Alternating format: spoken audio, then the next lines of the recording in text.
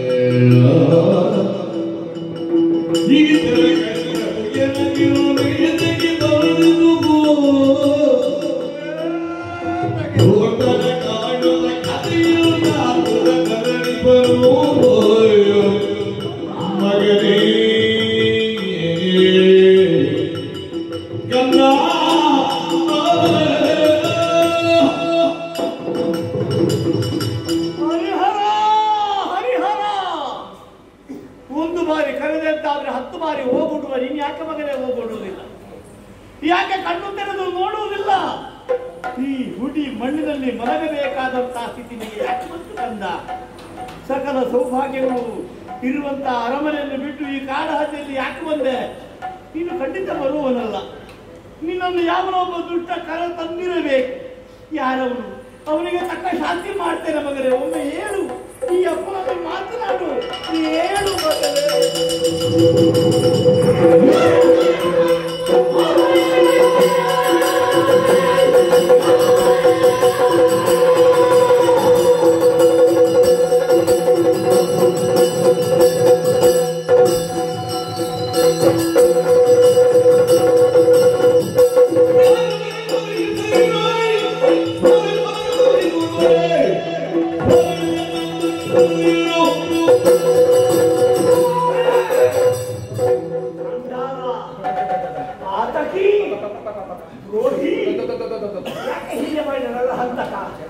ನಿನಗೆ ಆ ಮಗು ಏನು ಮಾಡಿದೆ ಹೇಳು? ಅವನನ್ನು ಕಾಲಿಗೆ ಕರೆದುಕೊಂಡು ಬಂದು ಒಂದು ಮುಗಿಸಿದ್ಯಲ್ಲ, ನೀನನ್ನು ಬಿಡ್ತೇ ಅಂತ ಅವಶ್ಯ ಬೇಡ. ಮರಣಕ್ಕೆ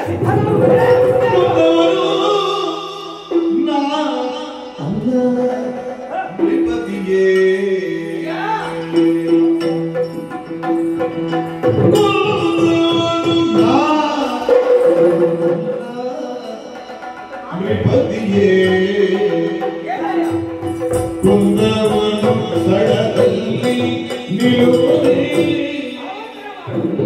ಕುಂದವನು ಸಡದಲ್ಲಿ ನಿಲುವರಿ ನಾವು ಮುಂದೆ ನಾನು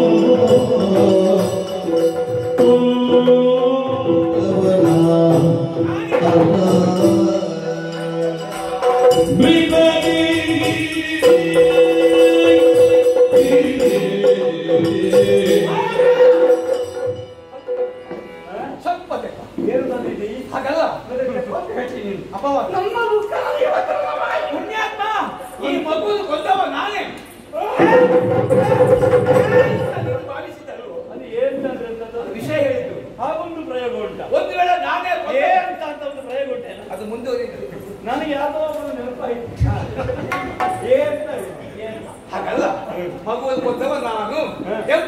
ನೀವು ಊಹಿಸಿದ್ದು ಒಂದು ಪ್ರಶ್ನೆ. ಊಹಿಸದೆ ಇಲ್ಲಿ ಬೇರೆ ಯಾರು ಕಾಣಿಸುತ್ತಿಲ್ಲ. ನೀನಂದ್ರೆ ನಾನು ಕೊಲೆಗಾರನೇ, ನಾನು ಕುಂಬನೇ. ಇದು ನನಗೆ ನೀನೇ ಒಂದು ಪ್ರಶ್ನೆ. ಕೊಲೆಗಾರನೇ ಅಲ್ಲ, ನೀನೇ ಒಂದು ಇವನು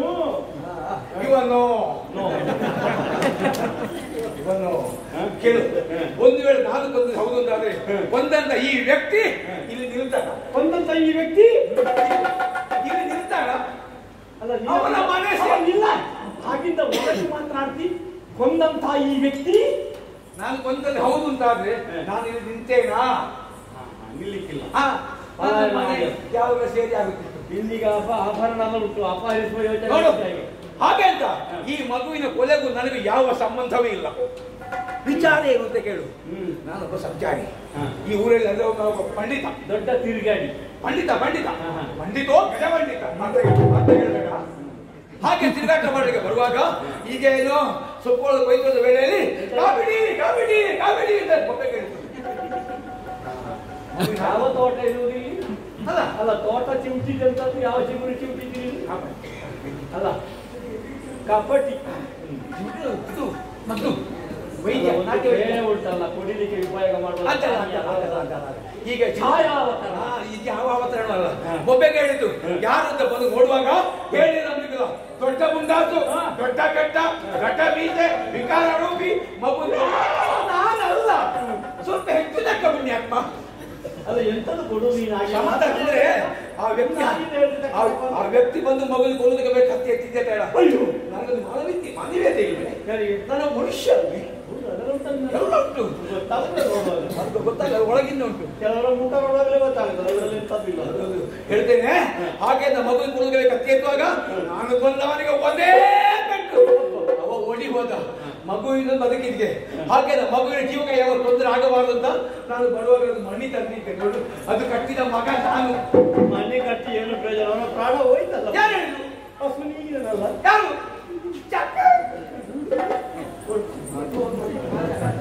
ಸಾಯಿಲ್ಲ ಮಾರಾಯ. ಅಷ್ಟೊಂದು ಬೇಕಾದ್ರೂ ಕೊಟ್ಟ. ಅದು ಸತ್ಯಕ್ಕೆ ಹೋಗ್ತೀರ. ಆ ಹೆಣಕ್ಕೆ ಒಂದು ಭಾವನೆ ಉಂಟು ನೋಡು. ಒಬ್ಬ ಅಪ್ಪನಾಗಿ ನಾನು ಹೇಗೆ ಸಹಿಸಬೇಕು, ಹೇಳಕ್ಕೆ ಭಾವನೆ ಉಂಟು ಅಂತ ಕಾರಣ. ನಾನು ಬದುಕಿಸ್ತೇನೆ. ಸತ್ತರೂ ಬದುಕಿಸುವಂತ ಸಂಜೀವನ ಕಟ್ಟಿದ ಬದುಕಿಸ್ತಾನೆ ಪುಣ್ಯಾತ್ಮ. ರೋಗ ವೈದ್ಯ ದೊಡ್ಡ ಒಂದು ಹೋಯ್ತು, ಮೂರುಂಟು ಪ್ರಾಣ ಬಂದಿರುವುದು ಅಲ್ಲ ನನ್ನಲ್ಲಿ ಉಪಾಯ. ಮೂಲಿಕೆ ಮಂತ್ರ ಒಂದು ಹೋಯ್ತು.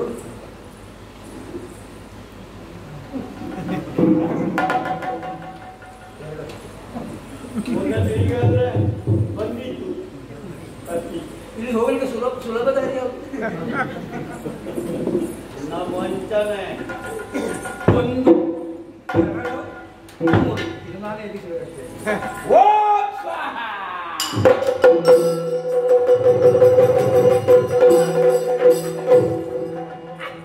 ಪರಿಹಾರ ಬಿಟ್ಟು ಹೋಗಿ ಅಂತ ಹೇಳಿದ ಕಂದ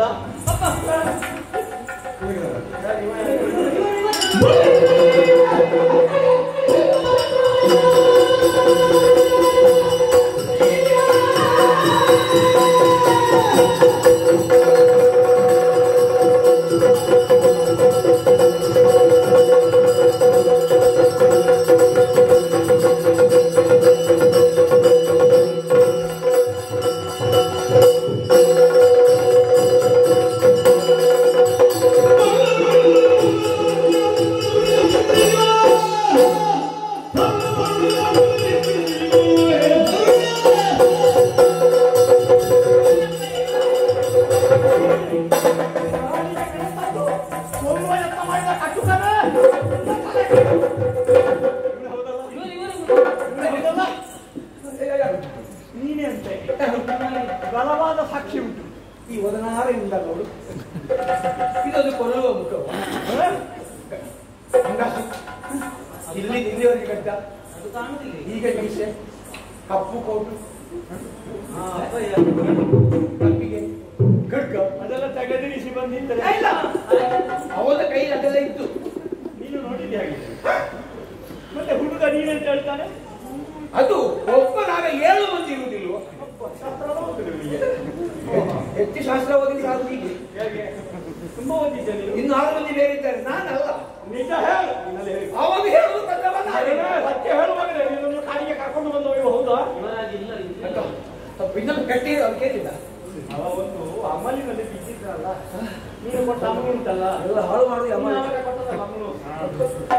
ಹಾಲು ಕೊಟ್ಟ ಹಾಲು ಕೂಡ ಅಮೂಲ್ಯ. ಹೇಳುವಾಗ ಸ್ವಲ್ಪ ಹಾಗೆ ಒಂದು ಮಂಪರಿದ್ದವರು ನಾನಲ್ಲ ಹಾಗೆ ಗುರ್ತ ಸಿಗ್ಲಿಲ್ಲ. ನಾನಲ್ಲ ಇಲ್ಲಲ್ಲ ಮಗ, ನಿನ್ನ ಪ್ರಾಣ ಉಳಿಸಿದವರು ಕಂದವರು, ನಿನ್ನನ್ನು ಎಬ್ಬಿಸಿದವರು, ನಿನ್ನ ಕೊರಳಲ್ಲಿ ಮಣಿ ಅವರನ್ನು ಕರೀಬೇಕಾ ಈಗ? ಇನ್ನು ಮುಂದೆ ಮಣಿಗಂಟ ಮಣಿಯಾಗಿಲ್ಲ, ಮಣಿಗಂಟ ಯಾವ ಮಣಿ? ಮೊದಲು ಮಣಿಕಂಠ. ನಿಮ್ಮ ಮಣಿ ಆಡಿಸಿದಾಗೆ ಮಾತಾಡಿ ಮಣಿ. ಮೊದಲು ಹರಿಹರ ಅಂತಲ್ಲ, ನಂದಿಲ್ಲ ಇನ್ನೊಂದು ಹೆಸರು ಮಣಿಕಂಠ. ಮಣಿಕಂಠ ಬರ್ತದೆ ಅದೇ ಹೌದು.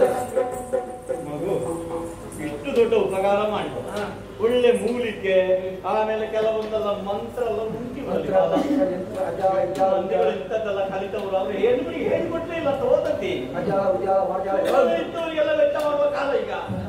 ನೀವು ಬೀಡಾಮುನಿಗೆ ಹೊಡ್ಕೊಂಡು ಬಂದದ್ದು ಹೌದು ಸ್ವಾಮಿ. ಹೇಳು ಮಗ, ನೀವು ಅರಮನೆಗೆ ಬರ್ಬೇಕು ಹೇಳು ಕಾಲ. ಬನ್ನಿ ನೀವು ನಮ್ಮ ಜೊತೆ ಅರಮನೆ.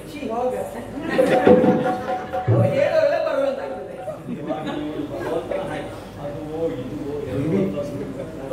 ಭಗವಂತ ಕೈ ಕೊಟ್ಟ ಯಾಕೆ ಸ್ವಾಮಿ, ನಿಮಗೆ ಗೊತ್ತಿರುವಂತಹ ಈ ಮೂಲಿಕೆ, ಈ ಮಂತ್ರ, ಈ ಔಷಧಿ ಇದು ನಾಡಿಗೆ ಉಪಯೋಗ ಆಗ್ಬೇಕು. ನಿಮ್ಮಷ್ಟಿಗೆ ಮುಗಿದು ಹೋಗಬಾರ್ದು. ಅದಕ್ಕಾಗಿ ಅರಮನೆಗೆ ನಿಮ್ಮ ಅಗತ್ಯ ಉಂಟು. ನಾನು ಪಂತಳಾವಣಿಯ ದೊರೆ ಕೇತಕಿ ವರ್ಮ, ಇವ ನನ್ನ ಮಗ. ಖಂಡಿತವಾಗಿ ನಿಮ್ಮ ಅರಮನೆಗೆ ಬರಬೇಕು ಅಂತ ನನ್ನ ವಿನಂತಿ. ಒಳ್ಳೆ ಹೆಸರು ಅಲ್ಲಿ ಇರ್ಲಿ. ಹೆಸರುಂಟು. ನನಗೆ ಉಪಕಾರ ಮಾಡಿದವರು ಎಷ್ಟೊಂದು ಪಂಡಿತರು ಅಂತ ಹೇಳಿದಾಗಿದ್ದರು. ಅದಕ್ಕೊಂದು ಕೇಳಿದವರಿಗೆ ಹೇಳ್ಬೇಕಲ್ಲ ಇಂಥ ಅಂತ. ಹೌದು. ಹಾಗಾಗಿ ತಮ್ಮ ಹೆಸರು ಹೆಸರು ಅಲ್ಲ ಹೇಳಿ,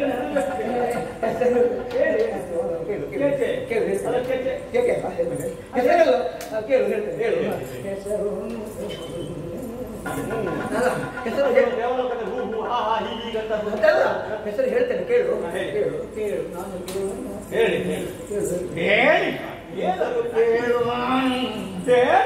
ಹೇಳ್ತೇನೆ ಕೇಳು. ಕೇಳು ಕೇಳು ಮಾರಾಯ. ಕೇಳು ಹೇಳ್ತೇನೆ. ಹೇಗೆ ಕೇಳು ಹೇಳ್ತೇನೆ. ಹೇಳ್ತೇನೆ ಕೇಳು. ಕೇಳು ಕೇಳು. ಇಷ್ಟು ದಾಕ್ಷಿಣ್ಯ ಮಾಡುದು. ನಮ್ಮ ಕೇರಳದಲ್ಲಿ ಚಿಂದ, ಚಿರಿಕಂಠ, ಕೋರ, ಕೋಮ, ಕೇಳು ಅಂತ ಹೆಸರು ಇರುವುದಲ್ಲ, ನಮ್ಮ ರೂಢಿಯಲ್ಲ. ಸತ್ಯ ಹೇಳ್ಬೇಕಂದ್ರೆ ನನಗೆ ಹೇಳು ಹೊಂದಿದ. ಕೇಳು ಪಡಿಲ್ಲ. ನಾನೇ ಕೇಳು ಹೊಂದಿದ. ಹೆಸರಲ್ಲಿಗೆ ದಾಕ್ಷಿಣ್ಯ ಮಾಡ್ಲಿಕ್ಕೆ ಅಂದ್ರೆ ಒಳ್ಳೆದು ಕೆಟ್ಟದು ಸ್ವಲ್ಪ ಸ್ವಲ್ಪ ಕೇಳು ಬಂದಿದ್ದೀರಲ್ವಾ? ಸ್ವಲ್ಪ ದಾಕ್ಷಿಣ್ಯ ಆಯ್ತು. ಸ್ವಲ್ಪ ದಾಕ್ಷಿಣ್ಯ ಆಯ್ತು. ಸ್ವಲ್ಪ ಆದಿತಪ್ಪ, ಸಂತೋಷ. ಕೇಳು ಪಂಡಿತರು, ಪಂಡಿತರು ಅಂತ ನಾನಿಟ್ಟರು. ಹೆಸರು ಕೇಳು. ಮಗ ಅರಮನೆಗೆ ಬರ್ಬೇಕು ಅಂತ ಮತ್ತೊಮ್ಮೆ ಕೇಳು, ನನಗೆ ಬೇಕವರು. ಹೇಗೆ ಮಗ ನಾನು ಬರ್ಬೇಕಾ? ನೀವು ನಮ್ಮ ಜೊತೆ ಬನ್ನಿ. ನೀವು ಬರಲೇಬೇಕು. ನನ್ನ ಪಂದಳಾವಲಿಯಲ್ಲಿ ರಾಜ ವೈದ್ಯರಾಗಿ ನೀವು ಕಾಲ ಕಳೆಯಬೇಕು. ಹಾಗೆ ಹೇಳುದು. ನನ್ನ ಮನೆಗೆ ಬನ್ನಿ ಅಳುವಂತಿರು.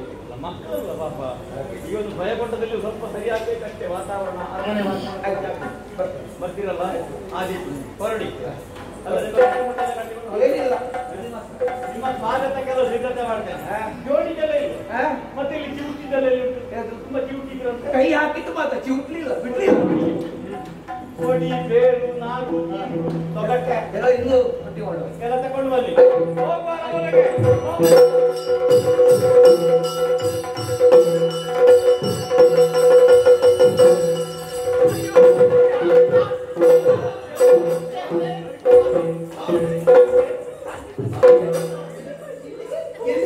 ಯಾರು ತಕೊಂಡು ಬಂದದ್ದು ನೀನು? ಅವರನ್ನ ಯಾರು ಕೊಲೆಗಾರ? ಸಾಯ್ತೀರಮ್ಮ, ಸಾಯ್ತಾರೆ. ನಿನ್ನ ಮಗ ಸಾಯ್ಬೇಕು, ನಾನು ಸಾಯ್ಬಲ್ಲ. ಕೊಂದು ಬಂದು ಎಷ್ಟು ಗಟ್ಟು ಗಟ್ಟಿ ಸೀರೆ ತೆಗೆದುಕೊಂಡು ಹೋಗಿದ್ದಾಳೆ ಅವಳು. ನಾನು ಎಲ್ಲ ಕೆಲಸ ಮಾಡಿಕೊಡ್ತೇನೆ, ಹಾಗೆ ಮಾಡಿಕೊಡ್ತೇನೆ. ಯಾರು ಅವರನ್ನ ಕರ್ಕೊಂಡು ಬಂದು ಕರ್ಕೊಂಡು ಹೋಗಿದ್ದಾನೆ. ಇವತ್ತು ಬಿಟ್ಟು ಬಳಸಿ ಬಂದಿದ್ದಾನೆ ಹರಿಹರ. ನನ್ನನ್ನು ಕೊಲ್ತೇನೆ ನೀನು? ನನ್ನನ್ನು ಕೊಲ್ಲುವ ತೀರ್ಮಾನ ಉಂಟ ನಿನಗೆ? ಅರಮನೆಗೆ ಬಂದಿದ್ದಾನೆ ಮತ್ತೆ ಬರದೆ ಸಾಧ್ಯವಿಲ್ಲ. ಮತ್ತೆ ನಾನು ಸುಳ್ಳು ಹೇಳ್ತೇನೆ, ಸುಳ್ಳು ಹೇಳ್ತೇನೆ ನಾನು. ಇಲ್ಲ, ನಾ ಕಪಾಳಕ್ಕೆ ಹೊಡೆದೇನೆ. ನಾನು ನೋಡಿದ್ದೆ ಅಲ್ಲಿ ಒಳಗೆ ನೋಡಿದ್ದೆ ಹರಿಹರ ಇದ್ದಾನೆ, ಅಲ್ಲಿ ಆಟ ಆಡ್ತಾ ಇದ್ದಾನೆ. ಅವನೇ ಸತ್ತಿದ್ದಾನ ಅಂತ. ಯಾರು ಯಾರು ಎಂತವನ್ನೆಲ್ಲ ಹೋಗಿ ಕಂಡುಕೊಂಡು ಬಂದದ್ದು ನೀವು? ಇಲ್ಲ ತಾಯಿ, ಇನ್ನೊಂದು ಉಪಾಯ ಹೇಳ. ನಿನ್ನ ಉಪಾಯಕ್ಕೆ ಬೇಕು. ಆ ಭಿಕ್ಷುಕರು ನಾಟ್ಯ ನಡೆಸಿ ನೀವು ನಮ್ಮದು ಹೆಚ್ಚಾಗಿದೆ.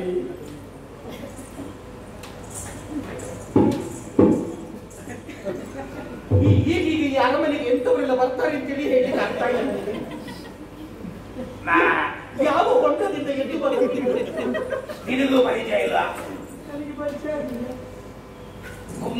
ನಾನೇ ಕೇಳು ಪಂಡಿತ. ಯಾರೇ ಅವರೇ? ಯಾರು ಅವರೇ?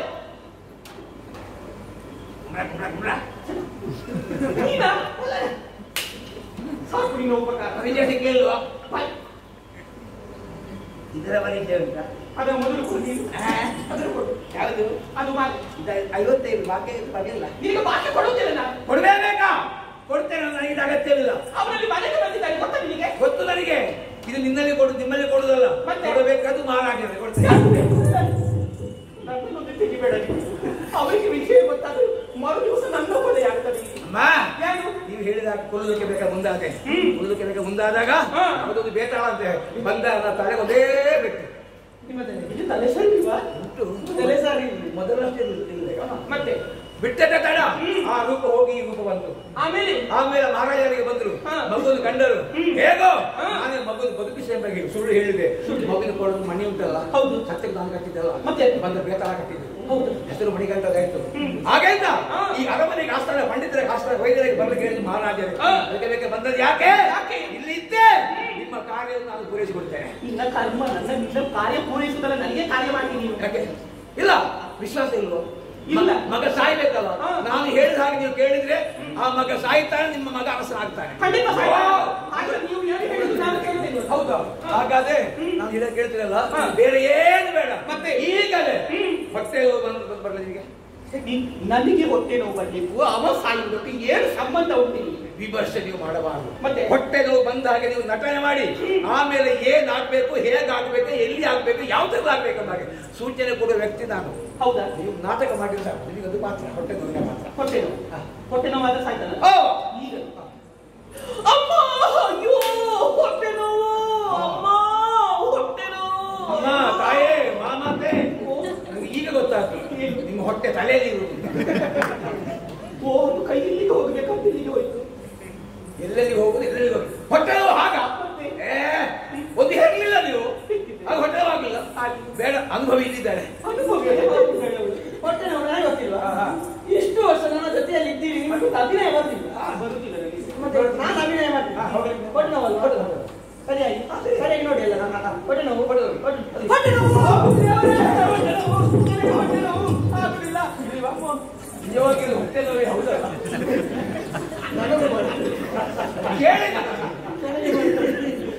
ನಿಮ್ಮನ್ನೆಲ್ಲ ಕಟ್ಟಿಕೊಂಡು ಹೊಟ್ಟೆ ನೋವು ಭಾವನೆ ಏನಾಗಲಿಕ್ಕಿಲ್ಲ.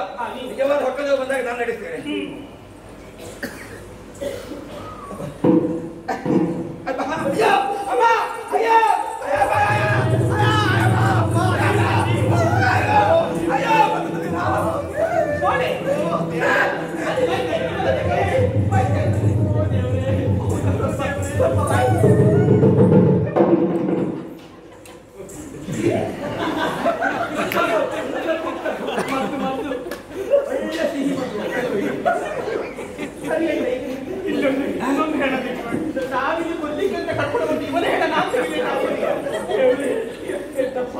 ಅದಕ್ಕೆ ನಟನೆ ಇದು ನಟನೆ.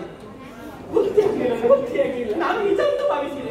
ನಾನು ಹೇಳಿದ್ದು ನಟನೆ ಮಾಡಬೇಕು ಅಂತ. ಇನ್ನು ಬೇಕಾದ ಮತ್ತು ಬೇಡ ಬೇಡ ಮತ್ತೆ ಹಾಗೆ ಹೊಟ್ಟೆ ಬಂದದ್ದು ಅನುಮಾನ ಆಗಬಾರ್ದು. ಕೇವಲ ನಟನೆ ಮಾತ್ರ. ಆಮೇಲೆ ಏನಾಗಬೇಕೆಂಬುದನ್ನು ನಾನು ಹೇಳ್ತೇನೆ, ನಿರೀಕ್ಷಿಸಿ. ಇಷ್ಟವರೆಗೆ ಇದಕ್ಕೂ ನನಗೆ ಯಾವ ಸಂಬಂಧವಿಲ್ಲ. ನಾನು ತೆರೆ ಮರೆ ಇಲ್ಲಿ ಅದಕ್ಕೆ ಹೊಟ್ಟೆ ನೋವು ಆದ್ರೆ ಜೋರು ಹೊಟ್ಟೆ ನೋವು, ಹೊಟ್ಟೆ ನೋವು.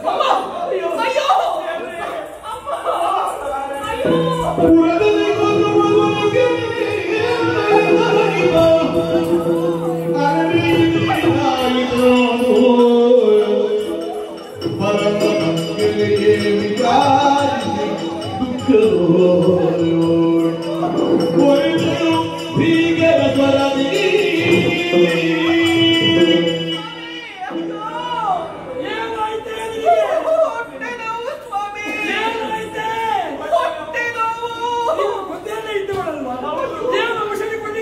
ಎಲ್ಲ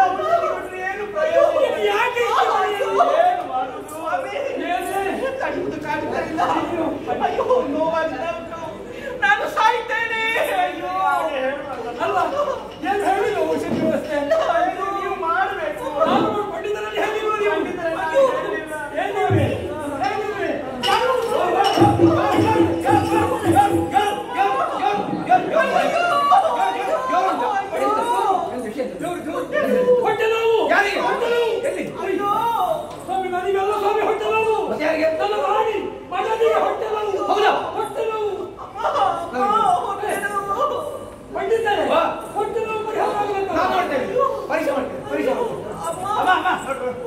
ಹೊಟ್ಟೆ ನೋವು. ಅಯ್ಯೋ ಅಯ್ಯೋ ಹೊಟ್ಟೆ ನೋವು, ಹೊಟ್ಟೆ ನೋವು. ಪಂಡಿತರೇ, ಯಾರು? ಅಯ್ಯೋ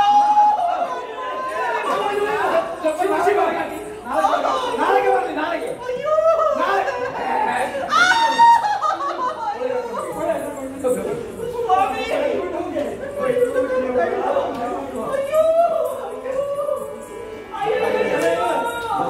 ಪಂಡಿತರೇ, ಅರಮನೆಯ ಸುಖ ಶಾಂತಿ ಸಮೃದ್ಧಿ ನೆಮ್ಮದಿ ಎಲ್ಲವೂ ಕೂಡ ನೀನು ಮೇಲೆ ಹೋಮದಾಗಿ ಹೋಗಿ ಹೋಯ್ತಲ್ಲ ಶಿವನೇ. ತಾಳಿದವ ಬಾಳಿಯ ಎಷ್ಟು ತಾಳದ ಸಮಯ. ನಾನು ಹೇಳ್ತೇನೆ. ನಿಮ್ಮಲ್ಲೊಂದು ಪ್ರಶ್ನೆ, ನಿಮ್ಗೆ ಹೆಂಡತಿ ಬೇಕೋ ಅರಮನೆ ಬೇಕೋ? ಹೆಂಡತಿ ಬೇಕು ಸ್ವಾಮಿ. ಹೌದಲ್ಲ? ಹೆಂಡತಿ ನಾನಿದ್ದೇನೆ ಅರಮನೆ. ಈ ಅರಮನೆ ಯಾರಿಗೆ? ಎರಡು ಉಳಿಯುವ ಹಾಗಿಲ್ಲ. ಅಯ್ಯೋ! ಹೆಂಡತಿ ಬೇಕು ಅಂತಾದ್ರೆ ಅಧಿಕಾರ ತಪ್ಪುತ್ತದೆ, ಅಧಿಕಾರ ಬೇಕು ಅಂತಾದ್ರೆ ಹೆಂಡತಿ ಕೈ ತಪ್ಪುತ್ತಾರೆ. ಹೆಂಡತಿ ಮುಖ್ಯ. ಅಧಿಕಾರ ಅರಮನೆ ಮತ್ತೆ ಆದಿತ್ಯ ಯೋಗಿ. ಯಾಕೆ ಹೇಳಿದೆ? ಈ ಹೊಟ್ಟೆನೋ ಗುಣ ಆಗಬೇಕು ಅಂತಾದ್ರೆ ಅಂತಿಂತ ಔಷಧ ಸಾಕಾಗಿಲ್ಲ. ಇದೇನು ಔಷಧಿ? ಇದಕ್ಕೆ ಬೇಕಾದ್ದು ಹುಲಿಯ ಹಾಲು. ಹುಳಿ ಹಾಲು.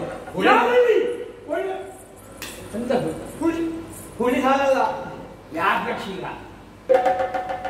ಹುಲಿಯ ಹಾಲು ಅದಕ್ಕೆ ಬೇಕಾದ್ದು ಉಪಯೋಗ ಮಾಡಬೇಕು. ಉಳಿದದ್ದೆಲ್ಲ ನನ್ನಲ್ಲಿ ಉಂಟು.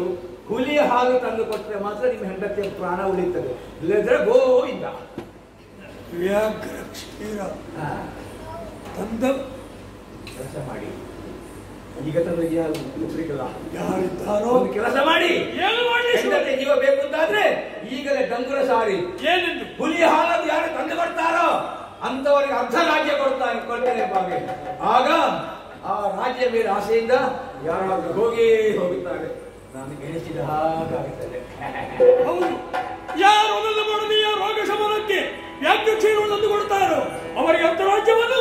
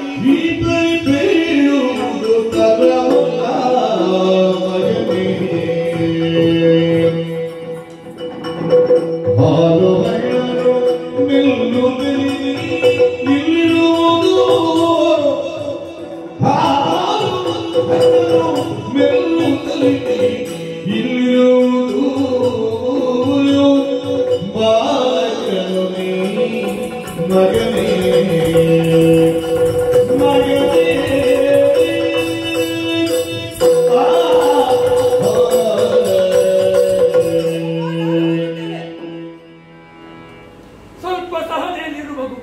ಯಾಕಪ್ಪಯ್ಯ? ಮಕ್ಕಳಿಲ್ಲ ಎನ್ನುವಂತಹ ವೇಳೆಯಲ್ಲಿ ಭಗವಾನ್ ಪರಮೇಶ್ವರನು ನಿನ್ನನ್ನು ಅನುಗ್ರಹಿಸಿದ್ದಾನೆ. ನೀನು ಅರಮನೆಗೆ ಪ್ರವೇಶ ಮಾಡಿದ ಬಳಿಕ ನನ್ನ ಮಡದಿ ಗರ್ಭಿಣಿಯಾಗಿ ಮಗನನ್ನು ಹೊಡೆದಿದ್ದಾಳೆ ಕನಕವರ್ಮ. ನಿನ್ನನ್ನೇ ಕಳುಹಿಸಿಕೊಟ್ಟೆ ಅಂತಾದ್ರೆ ಅವಿವೇಕದ ಪರಮಾವಧಿ ಅಂತ ಹೇಳಿ ಯಾರು? ಅದರಲ್ಲೂ ನೀನು ಎಳೆಯವ. ಹಾಲು ಕುಡಿಯುತ್ತಾ, ಹಣ್ಣು ತಿನ್ನುತ್ತಾ, ಬುಗರಿ ಆಟ ಮಾಡುತ್ತಾ, ಅರಮನೆಯ ಹೊರಗೆ ಮಕ್ಕಳೊಂದಿಗೆ ಆಟ ಮಾಡುತ್ತಾ ಇರಬೇಕಾದಂತಹ ನೀನು ಕಾಲದ ಪ್ರವೇಶಿಸುವುದೇ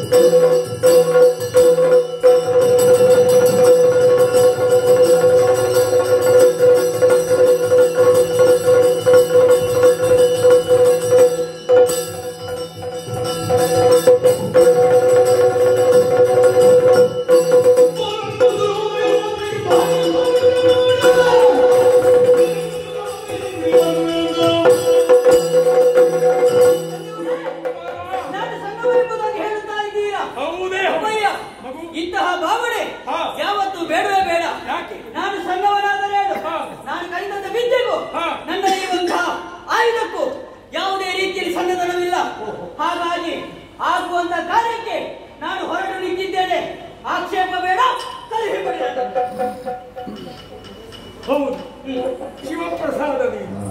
ನಿನ್ನನ್ನು ಯಾವುದಕ್ಕೂ ನಡೆಯುವುದಕ್ಕೆ ಸಾಧ್ಯವೇ ಇಲ್ಲ. ಹೋಗು, ವಿಜಯೀ ಭವ. ಯಾಕೆ ಶಿವವ್ರತ ಶಿವನನ್ನು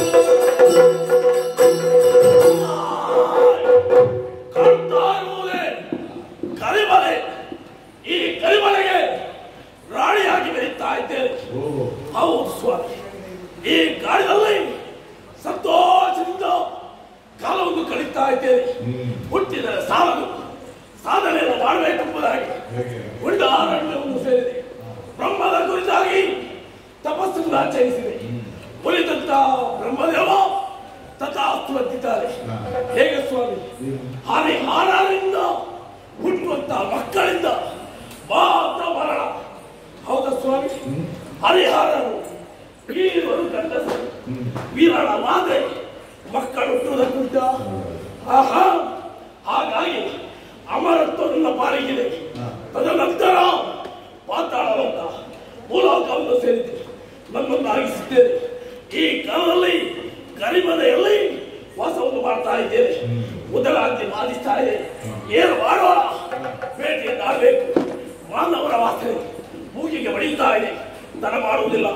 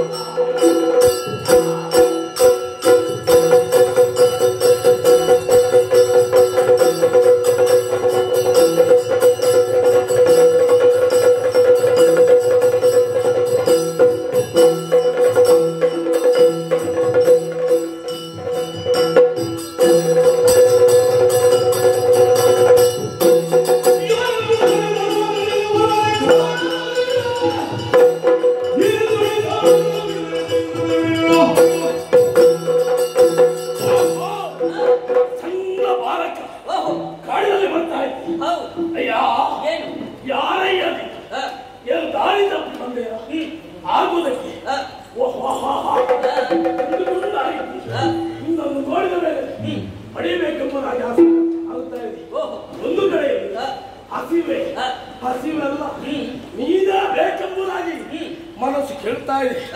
ಹಾಗಾಗಿ ಬಾರೋ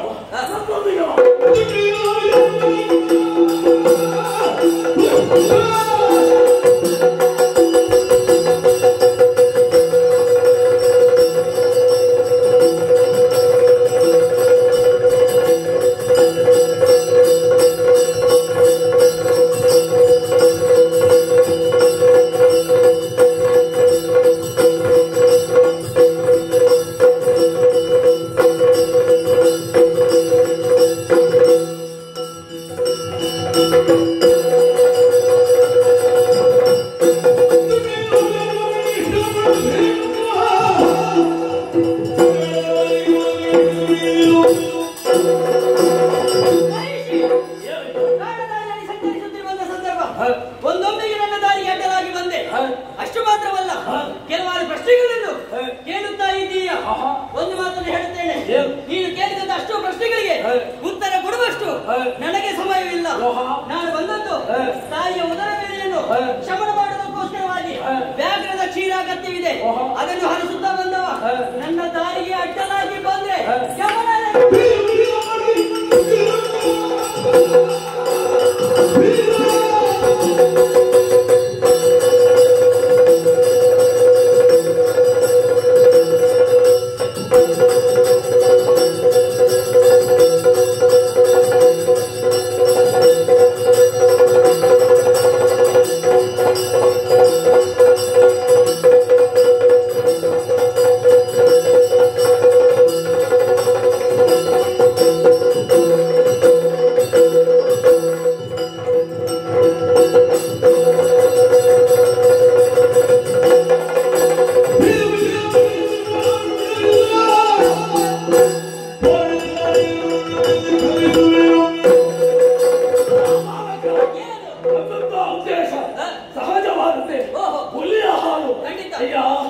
ಈ ಕಾಡಲ್ಲಿ ಯಾವ ಕಡೆ ವ್ಯಾಘ್ರ ಇದೆ ಹೇಗಿದೆ ಎಂಬುದನ್ನು ಚೆನ್ನಾಗಿ ತಿಳಿದವಳು. ಹಾಗಾಗಿ ಹೇಳ್ತಾ ಇದ್ದೇವೆ, ನನ್ನೊಂದಿಗೆ ಬಾ.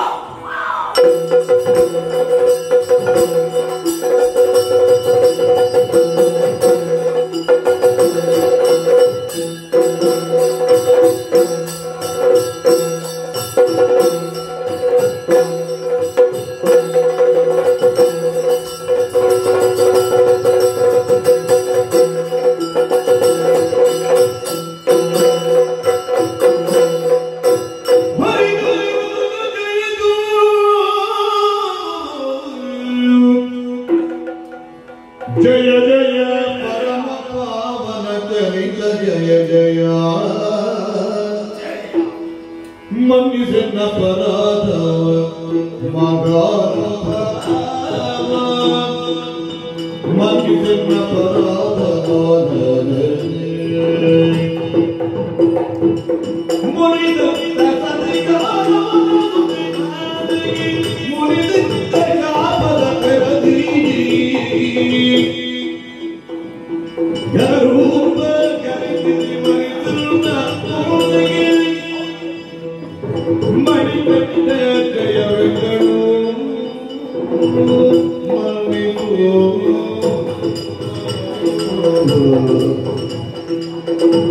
ಜಯ ಜಯ ತೋ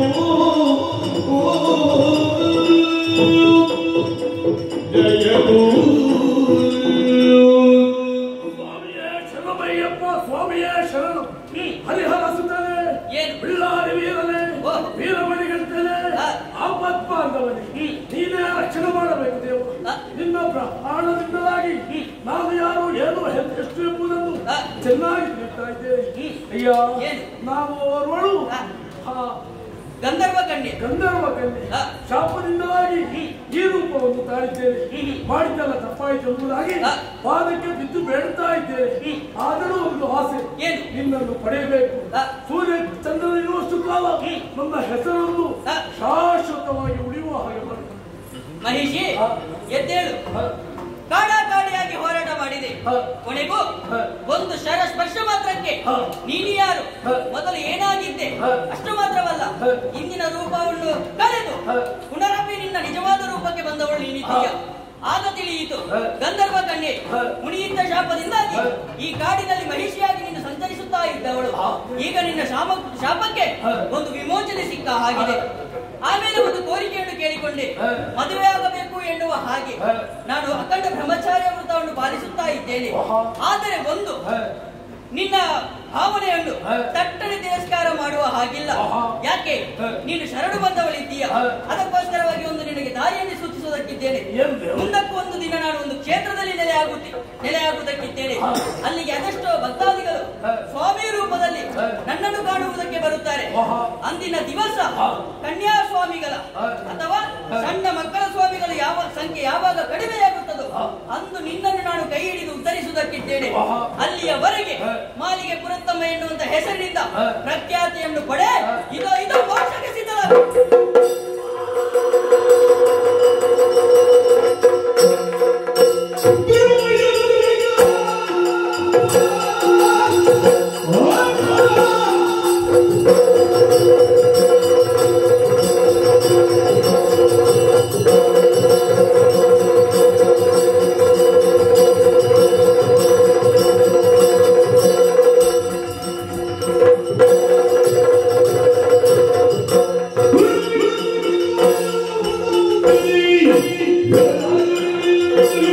Hey!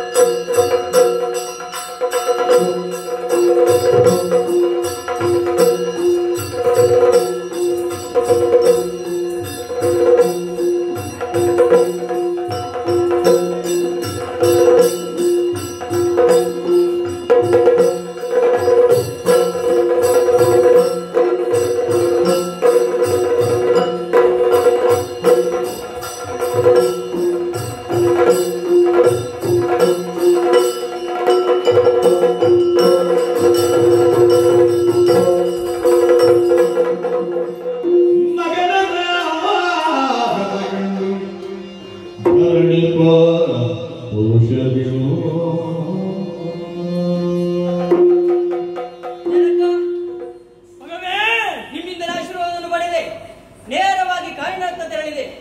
ವ್ಯಾಘ್ರದ ಕ್ಷೀರವನ್ನು ಹರಿಸಿದೆ, ಸಿಗಲಿಲ್ಲ. ಅದಕ್ಕೋಗಿ ವ್ಯಾಘ್ರದ ಬೆಣ್ಣೇರಿ ಬಂದಿದ್ದೇನೆ. ವಿಚಿತ್ರ ಆದರೂ ಸತ್ಯ.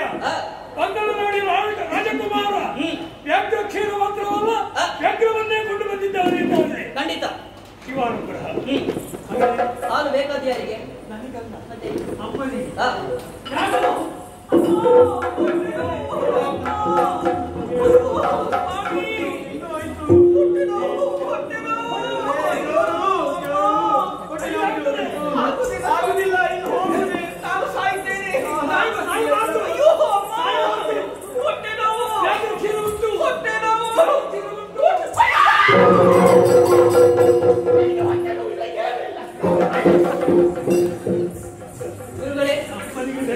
ಹೌದು, ವ್ಯಾಘ್ರದ ಕ್ಷೀರ ಅಗತ್ಯ ಇದೆ ಎನ್ನುವ ಹಾಗೆ ಹೇಳಿಕೊಟ್ಟವರ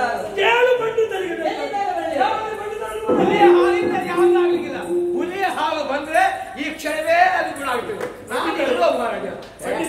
ಋಷಿಗಳ ಉಪದ್ರ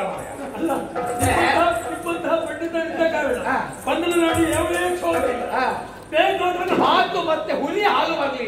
ಹಾಲು ಉಂಟಲ್ಲ ನಮ್ಮಲ್ಲಿ, ಎಲ್ಲುಂಟು?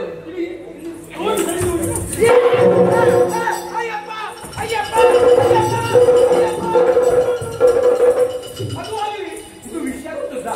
ಒಂದು ಮಾತ್ರೆ ಇತ್ತು, ಅದು ಕೆಲಸ ಅದು ಗುಣ ಆಗಿದೆ, ಹೊಟ್ಟೆ ನೋವಾಗಿದೆ, ಅದು ಹೋಗಿದೆ.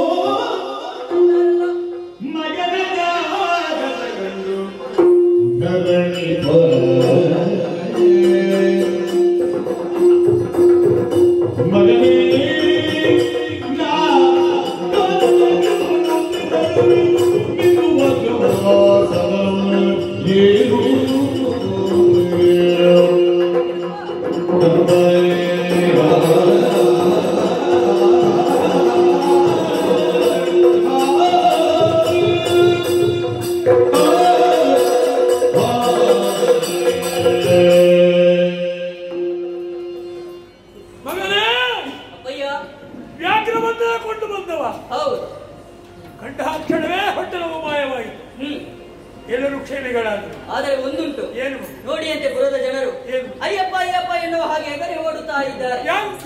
ಹಾಗಿದ್ದರೆ ಈ ಹುಲಿ ಅಗತ್ಯ ಇನ್ನು ನಮಗಿಲ್ಲ. ಭಯಭೀತರಾಗುವುದು ಬೇಡ, ಯಾರು ಕೂಡ ಭಯಭೀತರಾಗುವಂತ ಅಗತ್ಯ ಇಲ್ಲ. ಇದನ್ನು ಅದರ ಮೂಲ ಸ್ಥಾನಕ್ಕೆ ಕಲಿಸಿಕೊಡುವ.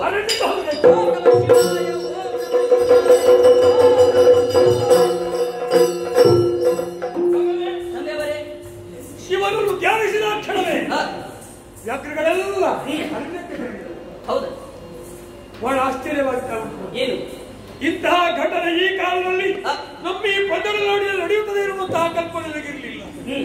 ಎಲ್ಲಕ್ಕೂ ಕಾರಣ ಭಗವಾನ್ ಪರಮೇಶ್ವರ, ಅವನ ಪ್ರಸಾದ ನೀನು. ನೀನು ದೇವರ ಮಗ, ದೇವರ ಮಗ ನೀನು. ಆದರೆ ನನ್ನಲ್ಲಿ ಅಂತ ನನಗೆ ಕೆಲವೊಂದು ವಿಚಾರಗಳಿವೆ. ಏನು ತಂದೆ? ಏನು ಖಂಡಿತ ಧಾರಾಳವಾಗಿ ನಾನೇನು ಮಾಡಬೇಕು, ಹೇಗಿರಬೇಕು ಎನ್ನುವುದು ನನ್ನ ಅಂತರಂಗದಲ್ಲಿ ಯೋಚಿಸಿ ನಿರ್ಧಾರಕ್ಕೆ ಬಂದು ಬರುತ್ತೇನೆ. ವ್ಯಾಘ್ರವನ್ನು ಕಂಡಾಕ್ಷಣವೇ ಅಯ್ಯಪ್ಪ ಅಯ್ಯಪ್ಪ ಎಂದು ಕೊಂಡಾಡುತ್ತಾ ಇದ್ದಾರೆ. ಹರಿಹರನೂ ನೀನೆ, ಮಣಿಕಂಠನೂ ನೀನೆ, ಅಯ್ಯಪ್ಪನೂ ನೀನೆ. ಇನ್ನು ಮುಂದಕ್ಕೆ ಈ ರಾಜ್ಯ ನಾನು ಬೇಡವಾಗಿ ಸಾಕು ಅಂತ ಅನಿಸಿದೆ. ನಾನು ಅರಳುತ್ತಾ ಇದ್ದೇನೆ. ಅರಳಿನ ಬಳಿಕ ಇರಬಾರದು, ಮರಳಬೇಕು. ಅದಕ್ಕಾಗಿ ವನಪ್ರಸ್ಥಕ್ಕೆ ಹೋಗಬೇಕಾಗಿದೆ. ನೀನು ರಾಜ್ಯಭಾರ ಮಾಡಿ ಒಂದು ಮಾತು ಹೇಳಲೇ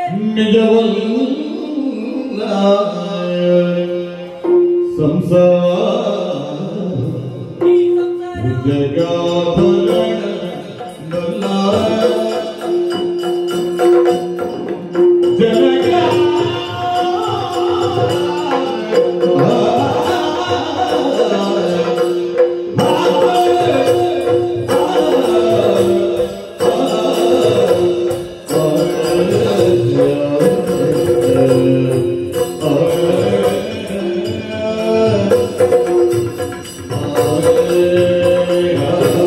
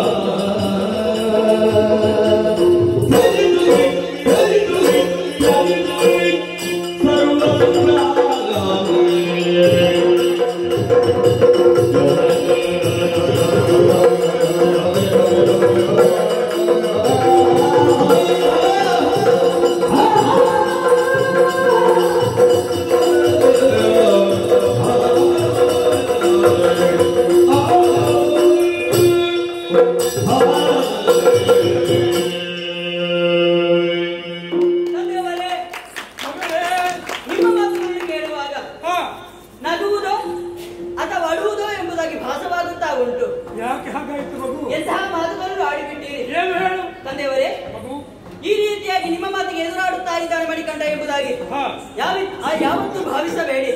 ಹಾಗೇನೂ ಇಲ್ಲ ಅಪ್ಪಯ್ಯ, ನೀವು ಈ ರೀತಿಯಾಗಿ ಮಾತನಾಡುವುದಕ್ಕೆ ಕಾರಣ ಏನು? ಈ ರಾಜ್ಯದ ಸುಖ ಭೋಗಗಳ ಸವಿಯನ್ನು ಸವಿದಂತ ಜೀವನ ನಿಮ್ಮದು, ಹೌದಲ್ವಾ? ಹಾಗಾಗಿ ಇಂತಹ ಸುಖವನ್ನು ಅಥವಾ ವೈಭವವನ್ನು ನನ್ನ ಅಂತರಾತ್ಮ ಖಂಡಿತ ಒಪ್ಪುವುದಿಲ್ಲ. ಯಾಕೆ? ಲೌಕಿಕ ಸುಖ ಎನ್ನುವಂಥದ್ದು ಯಾವತ್ತೂ ಶಾಶ್ವತವಲ್ಲ. ಹಾಗಾಗಿ ನದಿ ನದಗಳಿಂದ ಅರಣ್ಯ ಪರ್ವತಗಳಿಂದ ತುಂಬಿದಂತಹ ವಿಶಾಲವಾದ ಭೂಮಿಯ ಅಧಿಕಾರವನ್ನು ಶಾಶ್ವತವಾಗಿ ಯಾರಾದರೂ ಉಳಿಸಿಕೊಂಡಿದ್ದಾರೆ? ಯಾವುದು ಸ್ಥಿರವಲ್ಲ, ಖಂಡಿತವಾಗಿಯೂ ಇಲ್ಲ. ಈ ಜೀವನ ಕೂಡ ಅಷ್ಟೇ, ಶಾಶ್ವತ ಜೀವನ ಖಂಡಿತವಾಗಿ ಅಲ್ಲವೇ ಅಲ್ಲ. ಹಾಗಾಗಿ ಜನನ ಮರಣಗಳೆಂಬ ದಡಗಳ ನಡುವೆ ಸುಖ ದುಃಖ ಎನ್ನುವಂತ ಮಡುವಿನಲ್ಲಿ ಇಂಗುತ್ತಾ ಈ ಸುಖ ಎನ್ನುವಂಥದ್ದು 3 ದಿನ ಇದ್ದು ಇಲ್ಲವಾಗುವುದೇ ಇನ್ನಶ್ವರವಾದಂತಹ ವಾಳು. ಒಂದು ಮಾತು ಹೇಳುತ್ತೇನೆ, ನಿಜವಲ್ಲ ಸಂಸಾರ ನಿಜವಲ್ಲ, ನೀರ ಮೇಲನಗೊಲ್ಲ ನಿಜವಲ್ಲ ಹರಿಯೇ. ಅಪ್ಪಯ್ಯ, ಸಂಸಾರ ಎನ್ನುವಂಥದ್ದು ನೀರ ಮೇಲಿರುವಂತ ಗುಳ್ಳೆ ಇದ್ದ ಹಾಗೆ, ಒಂದೊಮ್ಮೆಗೆ ಕಾಣಿಸಿಕೊಂಡರು ಮತ್ತೊಮ್ಮೆ ಅದು ನಮಗೆ ಕಾಣ ಸಿಗದು. ಹಾಗಾಗಿ ಸಂಸಾರ ಎನ್ನುವಂತ ಕಡಲಲ್ಲಿ ಬಿದ್ದವನಿಗೆ ಮತ್ತೆ ಎದ್ದು ಈಜಿ ದಡ ಸೇರುವಾಗ ಅವನ ಜೀವನವೇ ಕೊನೆಗೊಳ್ಳುತ್ತದೆ.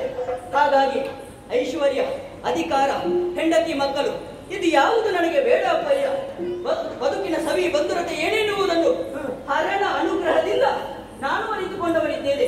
ಹಾಗಾಗಿ ಇಂದಿನ ದಿವಸ ಈ ಸಮಯ ನಾನೊಂದು ತೀರ್ಮಾನಕ್ಕೆ ಬಂದಿದ್ದೇನೆ. ಕಾಡನ್ನು ತೆರಳುತ್ತೇನೆ, ಪ್ರಭು ಪರಮೇಶ್ವರನ ಕುರಿತು ಅಖಂಡವಾದ ತಪಸ್ಸನ್ನು ಆಚರಿಸುತ್ತೇನೆ. ಹಾಗಾಗಿ ಪ್ರೀತಿಯಿಂದ ಆಶೀರ್ವಾದ ಮಾಡಿ ನನ್ನನ್ನು ಕರೆಹಿಕೊಂಡಿದ್ದೇವೆ.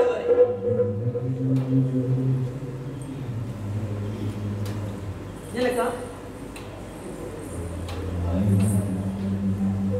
ಹರಿಹರ, ಮಣಿಕಂಠ, ನಾನೇ ಅಯ್ಯಪ್ಪ, ವೃದ್ಧಾಪ್ಯದ ಸರಿಹದಲ್ಲಿರುವಂತಹ ನನಗೆ ಹೇಳುತ್ತಿರುವಂತಹ ಮಾತು